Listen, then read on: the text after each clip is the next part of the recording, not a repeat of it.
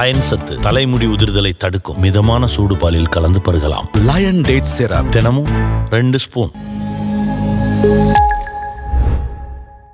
மணிப்பூரில் இனக்கலவரம் ஏற்பட்டு 2 ஆண்டுகளுக்கு பிறகு மணிப்பூர் முதல்வர் பிரேன் சிங் தனது பதவியை ராஜினாமா செய்துள்ளார். மணிப்பூர் மாநிலத்தில் மைத்தி இனத்தவருக்கு ST அந்தஸ்து வழங்குவது குறித்த மத்திய அரசுக்கு மாநில அரசு பரிந்துரை செய்யுமாறு மணிப்பூர் உயர்நீதிமன்றம் 2023 உத்தரவிடப்பட்டது. இதற்கு அங்குள்ள பழங்குடியின மாணவர்களும் குகி பழங்குடியினத்தவர்க்கும் எதிர்ப்பு தெரிவித்து போராட்டம் நடத்தியதால் இரு தரப்பினர் இடையே பயங்கர கலவரம் ஏற்பட்டது. ஏராளமான வீடுகள் எரிக்கப்பட்டன. இந்த கலவரத்தில் இதுவரை 229 பேர் உயிரிழந்துள்ளனர். 1108 பேர் காயமடைந்தனர். 60,000 பேர் தங்கள் வசித்த பகுதிகளை விட்டு இடம்பெயர்த்துள்ளனர்.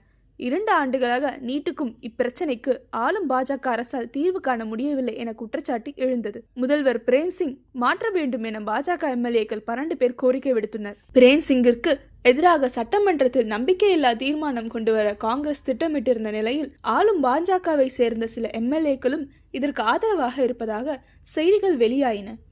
நம்பிக்கை வாக்கெடுப்பு நடத்தப்பட்டால் கொறடா உத்தரவை மீறி பிரேன் சிங் தலைமைக்கு எதிர்ப்பு தெரிவித்த பாஜக MLAக்கள் வாக்களித்ததால் மணிப்பூரில் பாஜக ஆட்சி கவிழும் நிலை ஏற்படும். டெல்லி சட்டப்பேரவை தேர்தலில் பாஜக வெற்றி பெற்றுள்ள நிலையில் மணிப்பூரில் பாஜக ஆட்சிக்கு சிக்கல் ஏற்படுவது கட்சி மேலிடம் விரும்பவில்லை. இதையடுத்து மேலிட அழைப்பின் பேரில் டெல்லி சென்ற பிரேன் சிங் அங்கு பாஜக தலைவர் நட்டா, உள்துறை அமைச்சர் அமித்ஷா ஆகியோருடன் ஆலோசனை நடத்தினார். புதுடெல்லியில் இருந்து திரும்பிய பிறகு பிரேன் சிங் சில MLAக்களுடன் ஞாயிற்றுக்கிழமை மாலை ஆளுநர் மாளிகைக்கு சென்று அம்மாநில ஆளுநர் அஜய்குமார் பல்லாவிடம் தனது ராஜினாமா கடிதத்தை கொடுத்தார்.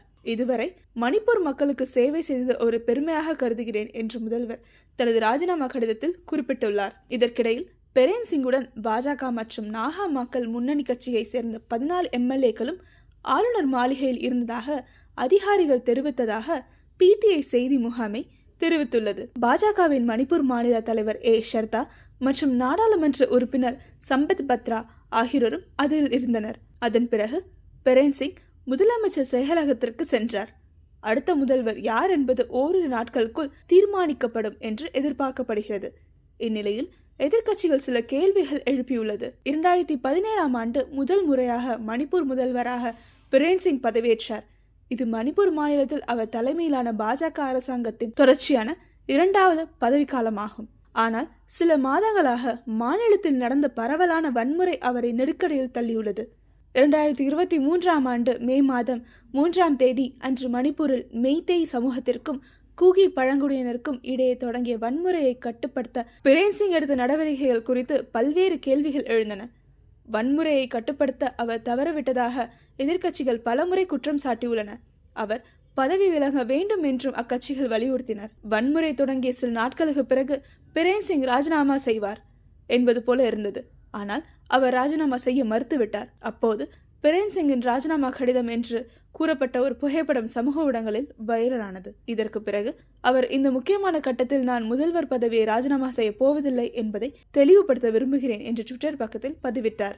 இதற்கிடையே மணிப்பூர் முதல்வர் பேசியதாக ஆடியோ ஒன்று வெளியான நிலையில் அது குறித்து விளக்கம் அளிக்க உச்சநீதிமன்றம் உத்தரவிடப்பட்டிருந்தது. முதல்வரின் விளக்கத்திற்காக அனைவரும் காத்திருந்த நிலைமையில் தற்போது ராஜினாமா கடிதம் வெளியாகி இருப்பது பேசு பொருளாகி இருக்கிறது.